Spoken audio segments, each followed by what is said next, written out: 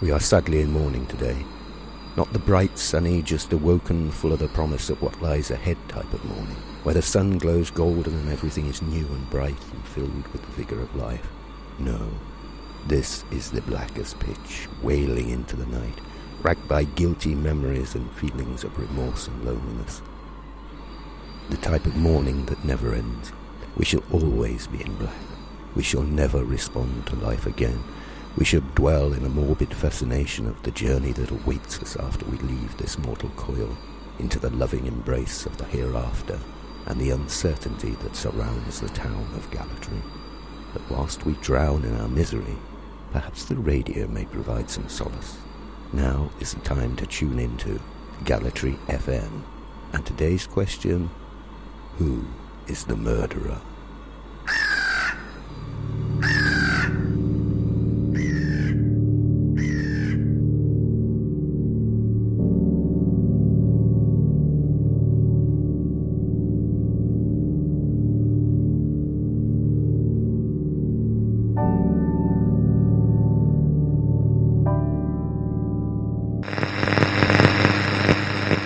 In everyday life, warnings are commonplace.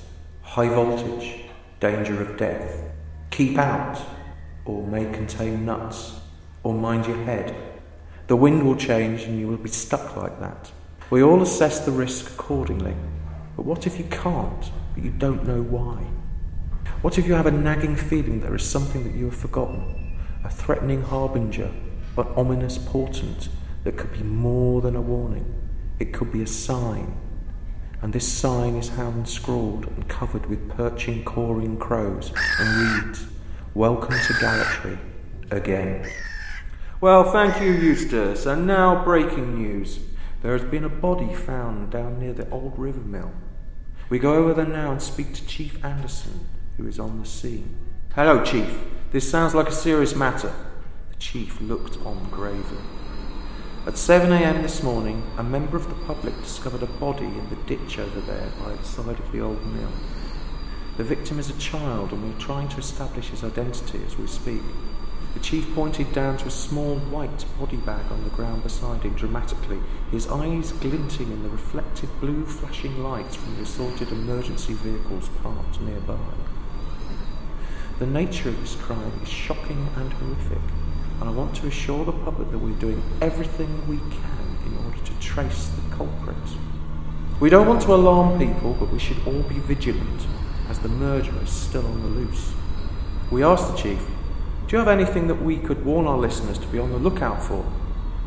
The Chief paused and whispered something into the ear of a smartly dressed colleague, who nodded back at him. The Chief continued, "We're looking for a large person, a giant. The footprints we found at the scene were size 22. If you know someone with such feet, please contact us or a council transformer immediately. We will give you a regular update as soon as we learn more. Thank you." Well, thank you, Chief.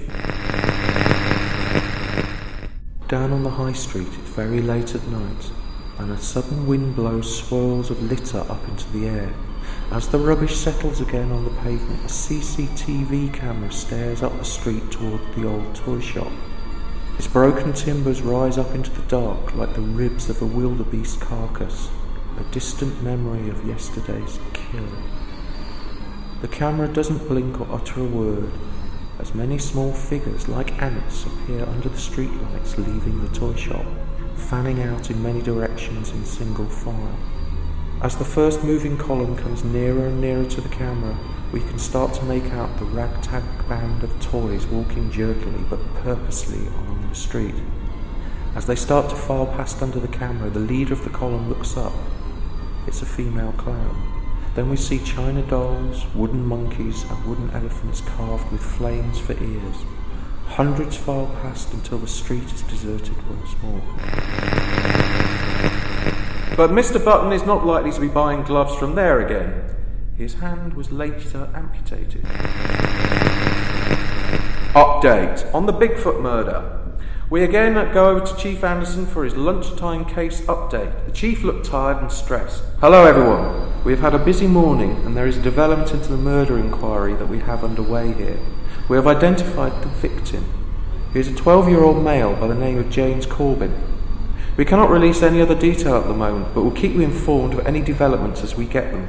I'm sure we all feel for the Corbyn family and his classmates at the City Middle School. Our thoughts are with them all. The chief then whispered to his smartly dressed colleague and angrily glanced at the gathered journalists, but continued. We don't find it very helpful that the press have been giving this criminal a nickname. It just adds to his notoriety of what he or she has done and may materially affect how the perpetrator behaves and what he or she will do next. If another murder happens, we pray that the press have not contributed to the situation. Thank you. We asked the chief whether he thought the fact that he himself had told us this morning to look out for a giant with size 22 feet may have let the cat out of the bag, but he simply walked off. I wonder who the smartly dressed man that whispers to the chief is, and why has he come here? A night fox with 3 legs hops along a residential street, tracking along the garden walls, stopping and smelling the air every few yards or so. It stops, looks back over its shoulder. A line of toys are walking down the middle of the street, long shadows dancing along the tarmac. As they pass down the road, individual clowns, dolls, monkeys or elephants select a house and stand like a sentinel, all facing forward. The leading she-clown stops and turns to one side. She then scampers quickly up the garden path, leaps up and clambers through the letterbox. All the other figures follow suit, each into their own house. The road is now empty. The fox too has also disappeared and gone about his night business. And the lilies not only smelt lovely, they really actually altered the entire mood at the recent florist convention. The delegates passed the final motion unanimously. Now, update. We now have an interesting and important update on the Bigfoot killer case. We go over to Jenny Jennings at the Gallatry Cemetery, who's going to give us a report on a strange recent event at the murdered Corbyn boy's funeral. Hello, Jenny. What's happened down there? Well, the Corbyn family conducted the son's funeral without any publicity this afternoon, but there was an incident witnessed after the burial had finished. This is likely to have a massive impact on the hunt for the Bigfoot murderer. We're here with the gravedigger, Mr. Fawcett, who witnessed something very strange after the funeral party had left. Hello, Mr. Fawcett. What did you see? Well, I was just tidying up after the poor lad's funeral, when everyone had gone. It was getting dark, about 5 o'clock, and I was coming out of my shed to collect my things together when I noticed someone at the boy's grave. At first I thought it was just a lost straggler, so I approached the figure. As I got nearer, I realised that it was talking to the gravestone, which I thought was strange. He had his back to me, and wasn't until I got within a few feet that I said, "Excuse me, can I help you?" Then I got a fright of my life. The thing whipped round suddenly, and I realised he was dressed up as a clown. Red wig, white face, red mouth, long nose, baggy trousers, and huge feet. He looked completely surprised, growled something back at me that I didn't understand, and then he ran off, galumphing into the darkness of the graveyard with a squeaky honk every now and then. When I got to the grave, the clown was long gone. I had a look at where he had been standing, and that's when I saw them. I was almost sick. I've seen many strange things in my time as a gravedigger here in Gallatry, I can tell you. Saw what? He asked. There was a little human hand sitting on the earth of the freshly filled-in grave, and, well, an ear sitting on the top of the Corbyn boy's gravestone. An ear? We asked. Yes, said Mr. Fawcett. It was the strangest thing. Why would you talk to a grave? Why would you talk to the ear? Thank you, Mr. Fawcett. Mr. Smith is late for work. He is dashing round the front room with a piece of toast in his mouth, looking for his car keys and shepherding his children towards the front door. The house is now empty. All is quiet. From under the sofa, a wooden clown emerges on all fours and looks around. She then walks into the kitchen and after a couple of minutes returns to the front room. The she-clown then climbs the stairs and walks along the landing, assessing each door one by one. She has selected a room and opens the door and goes inside. She then hides herself under the bed with the other toys, exactly where she wants to be, needs to be, to wait for night, to wait for the eldest child to go to sleep. Down in the kitchen, the fridge door looks different. The fridge magnets have been rearranged and spell out Subir et unir, D-I-E. There are hundreds like Mr. Smith in Galatry. There are hundreds of fridges in Galatry. There are hundreds of fridge magnets threatening you in the Galatry night. And when they got the results back from the lab, they discovered the burgers had also been contaminated with wolf meat. Oh, that's just awful. Now, more on the Bigfoot murder update. We now go over to the police HQ to the impromptu emergency press conference conducted by Chief Anderson, who is standing on the steps with many journalists crowding round him and the smartly dressed man at his side. The chief raised his arms and began to speak. Thank you. Before taking any questions, I'd like to give you this prepared update on the Corbin case. There was an immediate hush. The events this evening at the graveyard have raised key questions about the suspect in this case. We think that the killer returned to the graveyard this evening and left the, things at the Corbin boy's grave. We've identified the hand and the ear as those belonging to James Corbin, and also suspect that the clown witnessed at the scene is the one who removed the said things from the boy during the course of his untimely death. Well, we now know why the killer had such big feet, at least, he added. We didn't tell you about the mutilations until we had conducted a psychological profile of the suspect from what we knew at the time, with the help of Prentice here. The chief turned to the smartly dressed man to his right, who duly nodded. So let us review what we know and what we don't know in the case in light of the recent events. We strongly suspect the killer is the clown, as he left the Corbin body parts at the graveyard. We don't know the identity or the origin of the clown. We suspect the motive was of a sexual nature, as we found evidence of a sexual attack as well as the mutilation of the boy's body. What evidence? A voice shouted from the shocked crowd. The chief paused, looked across at Prentice, who nodded, so the chief continued. We found the boy's buttocks smeared with white and red grease paint. It's as if he'd been, well, brutally nosed. We believe that this was cause of death. The other bits were cut off skillfully after the death had occurred. The cuts were very neat. So he put out an APB for a big, scary clown with big feet and a big nose. We advised the public to approach with extreme caution. Are there any questions? Chief, so we're looking for a clown. What happens if the murderer takes off the clown's costume? Have we got any other evidence? Well, yes, we analysed the boy's hand and ear and tested it for fingerprints, but the only prints we found on the hand were that of the boy. So we drew a blank there, I'm afraid. Chief, why do you think the clown was talking to the grave? At this point, the smartly dressed man, Prentice, stepped forward and began to speak. There are only 3 things stopping us from finding this killer: asking pointless questions, lack of carny vigilance, and asking pointless questions. Thank you. Prentice then bundled the chief back into the police HQ. Well, dear listeners, I'm sure the chief will get his man. Hundreds of eldest children are asleep in their beds in Galatry. Hundreds of children are listening to their toys' whispers in their ears as they drowse and turn restlessly in the bed. Hundreds of fridge magnets spell the message, your parents burnt our creator, our father. Now your children will burn you. Subir et unir. Now hundreds of children are awake and silently arise from bed and search for matches, lighters, petrol, fireworks. Now hundreds of fires are blazing in Galatry, the smoke rising like many monoliths across the town. Hundreds of Mr. Smiths awake engulfed in smoke, choking, trying to gather their families together in panic as the flames lick their bare feet. Hundreds of Mr. Smiths run downstairs looking for their eldest and find them standing outside the house staring back at them, mouthing the words Subir et unir, and I'm pointing an accusatory finger back at them. Hundreds of people are burning tonight in Galatry.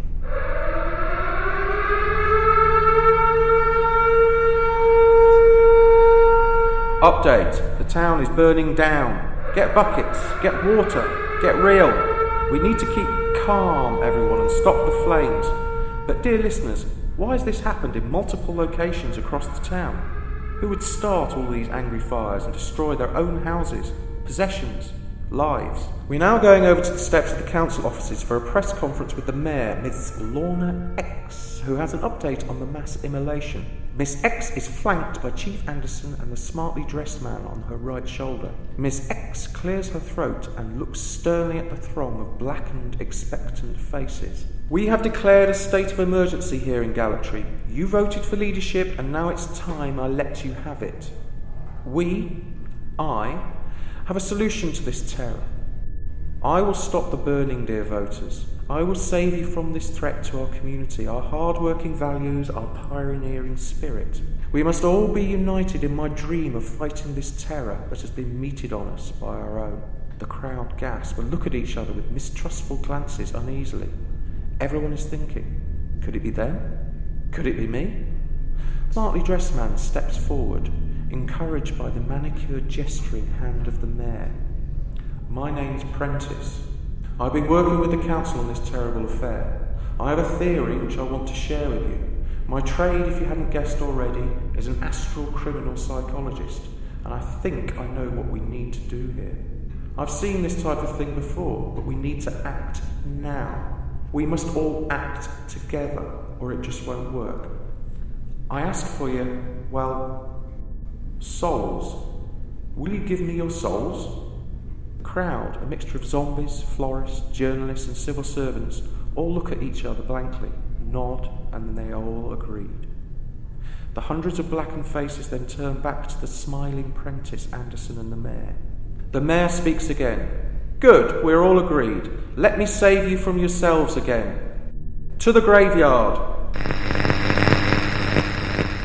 100 lights bathe the graveyard in yellow artificial light, casting long shadows over the gravestones across the grass into the distance.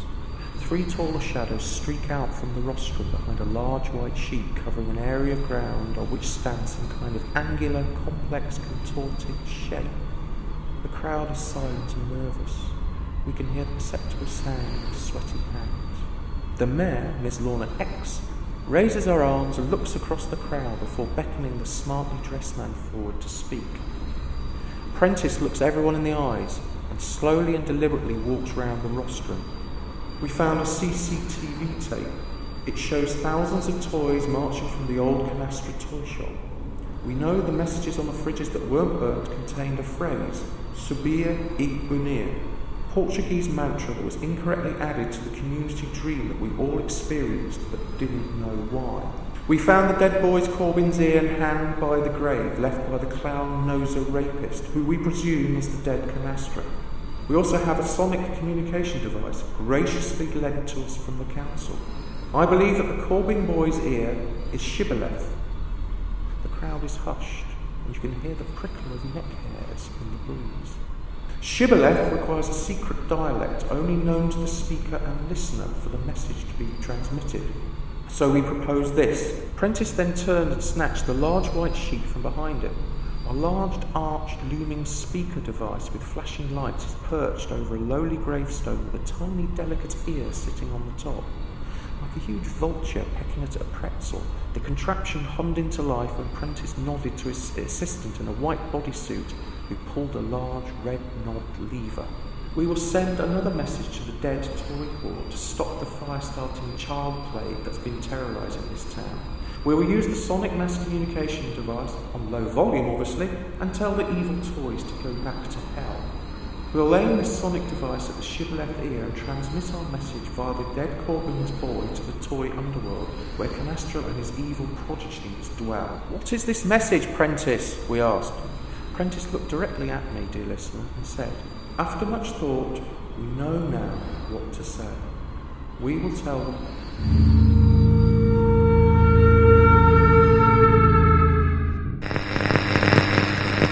Thank you, Eustace. And now moans from the bridge.